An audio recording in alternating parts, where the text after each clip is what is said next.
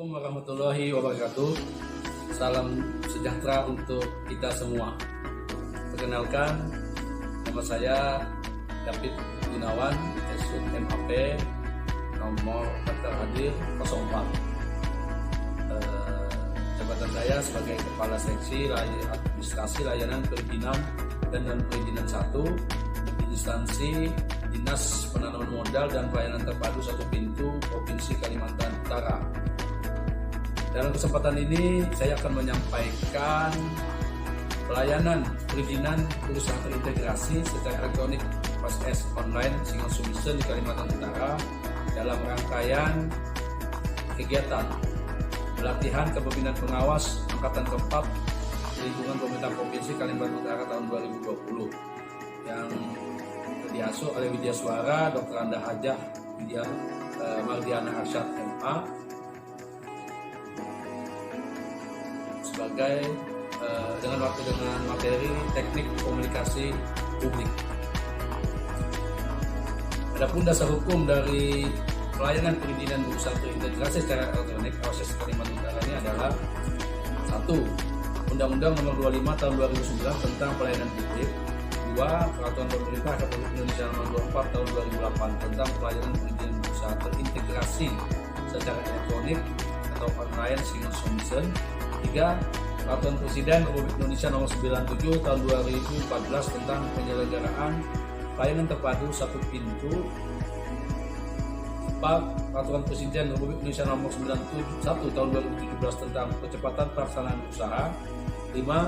Peraturan Menteri Dalam Negeri Republik Indonesia Nomor 138 tentang penyelenggaraan pelayanan terpadu satu pintu. 6. Peraturan Daerah Provinsi Kalimantan Utara Nomor 3 Tahun 2018 tentang penyelenggaraan pelayanan terpadu satu pintu. Dan 7. Peraturan Gubernur Kalimantan Utara Nomor 37 Tahun 2017 tentang beban atas Peraturan Gubernur Kalimantan Utara Nomor 43 Tahun 2014 tentang pendelegasian wewenang penyelenggaraan perizinan terpadu pada pemerintah Provinsi Kalimantan Utara. Adapun filosofi, izinkan Bapak Ibu saya berdiri. Penyelenggaraan pelayanan terpadu satu pintu itu adalah satu, kepastian hukum kepada masyarakat. Mengapa? Karena dengan adanya pelayanan terpadu satu pintu itu memperpendek proses pelayanan. Yang dulu proses pelayanan yang panjang, berbelit-belit dari satu pintu dinas ke dinas lain, sekarang cukup di PTSP saja, ngumpul di sini semua perizinan dan non perizinan. Kemudian pada masyarakat yang berkenaan lagi itu mewujudkan proses pelayanan yang cepat, mudah, murah, transparan, pasti dan terjangkau. Jadi sudah jelas bayar atau tidak, berapa hari SOP-nya, standar pelayanan minimumnya apa. Inilah dengan adanya filosofi PTSP ini dibentuk. Jadi itu mendekatkan dan memberikan pelayanan yang lebih luas kepada masyarakat. Selain itu, definisi PTSP itu adalah sebagai upaya mencapai kepemimpinan yang baik. Dengan ada perintah wajib itu, kita ingin bayar masyarakat, mendekatkan kepada masyarakat supaya pelayanan itu akuntabel, jelas apa yang dilayani, ada SOP-nya. Dan PTSP juga merupakan salah satu program pemerintah dalam rangka peningkatan pelayanan publik, memangkas birokrasi pelayanan, perizinan yang dulu panjang, ada kadang 1 hari, ada yang bilang kadang 1 minggu atau 1 bulan. Lanjut. Adapun prinsip dasar ISS yaitu yang mulai diberlakukan oleh pemerintah seluruh Indonesia sejak tanggal 9 Juni 2018, di mana sistem ISS itu bukan satu portal secara nasional, kemudian satu identitas, nomor induk usaha NIB, dan satu format izin usaha. Kalau dulu masing-masing satu portal dari kementerian ini berbeda dengan kementerian ini, begitu juga format izin usahanya beda. Dan juga nomor induk usahanya masing-masing. Sekarang sudah jadi satu, seperti kalau kita ngomongnya sebagai NIK, nomor induk kependudukan. Kemudian perizinan dengan komitmen. Jadi dengan ada OSS itu, perizinan usaha diterbitkan berdasarkan komitmen yang harus dipenuhi oleh pelaku usahanya. Nah, pembunuhan komitmen ini diselesaikan di mana? Di kementerian terkait atau di pemerintah daerah terkait. Misalnya dia mau izin mendirikan sekolah, nah itu di Dinas Pendidikan dan Kebudayaan teknisnya. Tapi untuk komputernya dilaksanakan di Dinas Pembangunan Pelayanan Terpadu Satu Pintu Provinsi Kalimantan Utara. Kemudian validasi data dilakukan melalui konfirmasi ke Sistem Direktorat Jenderal Administrasi Hukum. Kemudian itu juga divalidasi dengan Direktorat Jenderal Kependudukan dan Capil dan Direktorat Jenderal Pajak. Jadi nanti validasi OSS nih, NIK-nya terdaftar enggak di sistem di Capil. Kemudian NPWP-nya valid atau tidak valid dengan sistem SWP punya Direktorat Jenderal Pajak. Nah, operasi OSS itu bagaimana?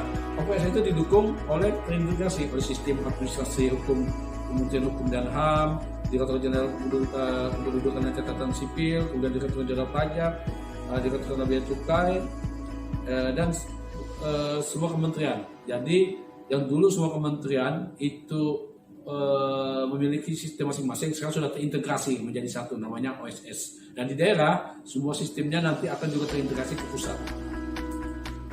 Hal apa yang diperlukan dalam mengurus OSS? Pertama, satu, nomor induk kependudukan NIK. Ini harus jelas. Jadi kalau yang tidak memiliki NIK atau masih belum EKTP akan tertolak oleh sistem.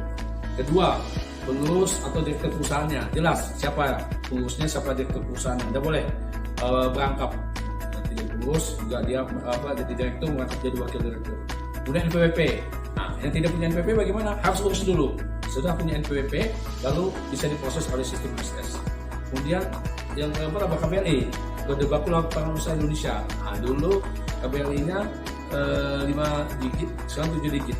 Ini untuk memudahkan jenis usaha apa yang diusaha oleh pemohon.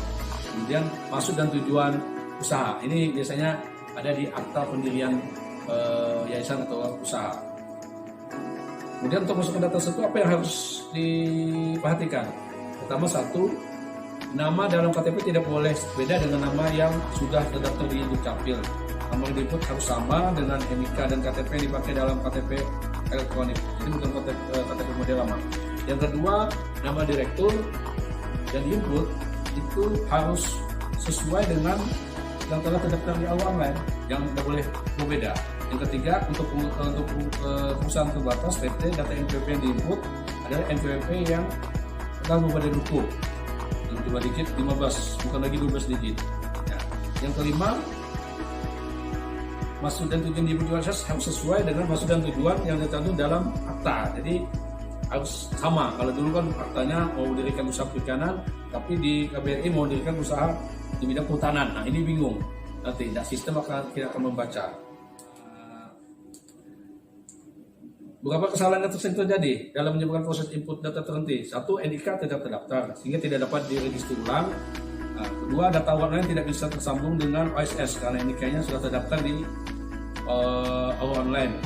Ketiga, ketika mendaftarkan perusahaan, nomor paspor yang digunakan adalah paspor baru, sedangkan pada online masih terdaftar dengan nomor paspor lama. Jadi harus jelas, kalau memang didaftarkan dengan nomor KTP yang baru, paspor baru itulah yang dipakai, jangan berbeda, itu sistem akan menolak. Nah, kemudian peran PTSP dalam implementasi OSS apa nih? Nah, satu, PTSP memberikan pendampingan kepada pemohon yang ingin mendaftar melalui OSS sampai mendapatkan izin. Kedua, PTSP melakukan monitoring, pengawasan dan pengendaliannya terhadap komitmen pemohon dalam proses izin usaha dan izin komersial atau operasional. Ketiga, PTSP melakukan koordinasi dan OPD terkait komitmen pemohon melalui OSS apakah sudah terdaftar, dan PTSP dapat melanjutkan proses perizinannya. Keempat, koordinasi dengan DPD belum online, dengan OPD belum online, maka PTSP melakukan dengan cara manual sampai sistem dapat digunakan secara online. Yang terakhir, kelima, peran PTSP berbasis OSS adalah memberikan timbangan kepada lembaga OSS untuk mencabut atau membatalkan perizinan. Tapi ini berdasarkan rekomendasi dan OPD teknis. Misalnya ada kesalahan yang dilakukan oleh pemohon, maka boleh dibatalkan izin. Itu siapa yang mencabut? Ya PTSP. Karena PTSP yang menerbitkan, PTSP juga yang mencabut atau membatalkan izin tersebut. Nah, baik, itu mungkin itu saja yang bisa saya sampaikan dalam kesempatan ini. Nanti akan saya sampaikan tampilan menu dari OSS dan juga ada perizinan aplikasi mandiri punya DP PTSP Kalimantan Utara yaitu Pesona, perizinan sistem online Kalimantan Utara. Juga layanan ruang layanan yang dimiliki oleh DPM PTSP Kalimantan Utara. Yang pasti sejak tahun 2018 sampai 2020 ini, alhamdulillah DPM PTSP Provinsi Kalimantan Utara telah mendapat peringkat 5 atau kategori penilaian tertinggi untuk pelayanan terpadu satu pintu di Indonesia.